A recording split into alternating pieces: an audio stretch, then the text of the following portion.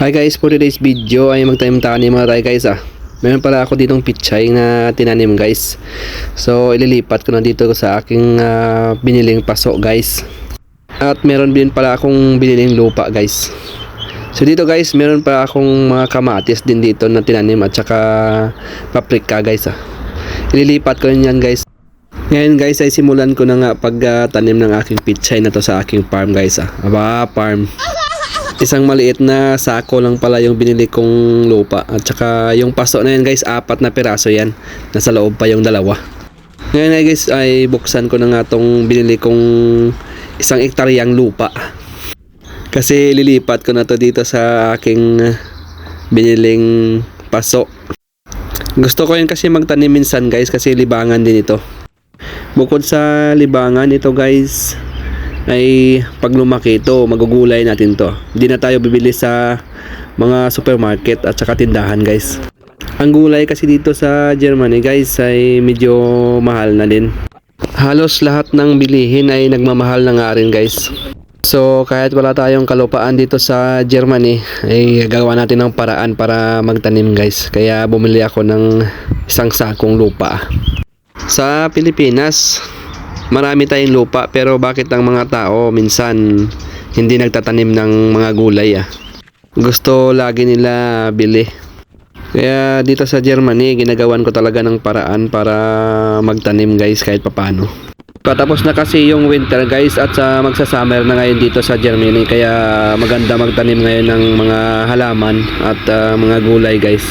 Yung mga kapitbahay ko, yung mga tinatanim nila sa harap ng bahay nila yung mga bulaklak, pero yung sa akin gulay yung tinatanim ko, yung mga kamatis, kung ano lang guys, may mga sibuyas mga ako dyan tanim, yung mga sili dyan.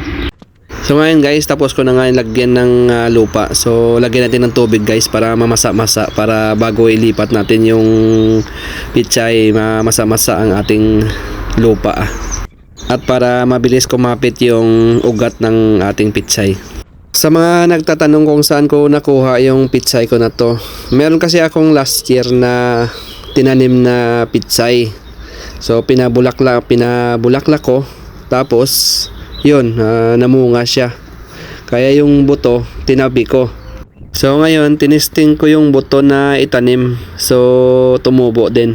Sana guys maging successful yung ating paglilipat na to ng ating pichay Para sa ilang araw may gugulayin na naman ako na pichay na tinanim ko lang dito sa labas ng aking bahay. Dito lang ilalagay guys sa terrace to guys.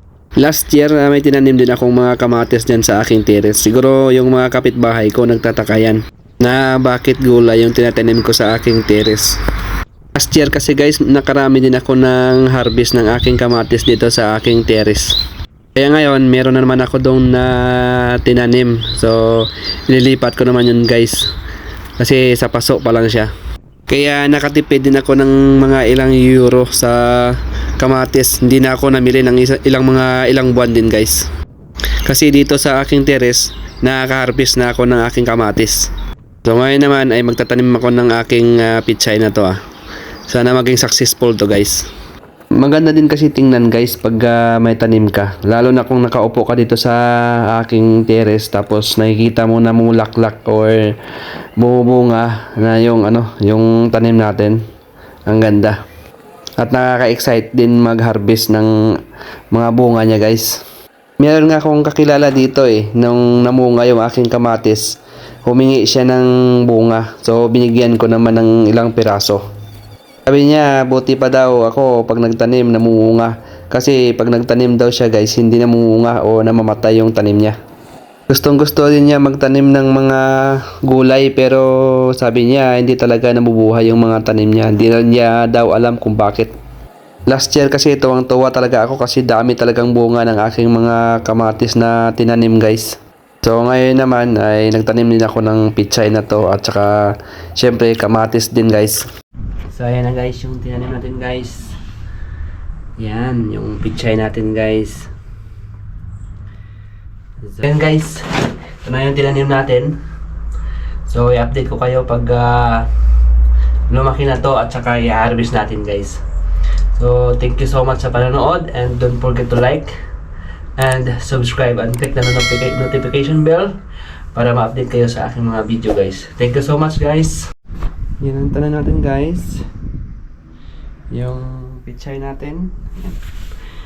Yan. Tayo nitong tomate. Kamatis yan guys.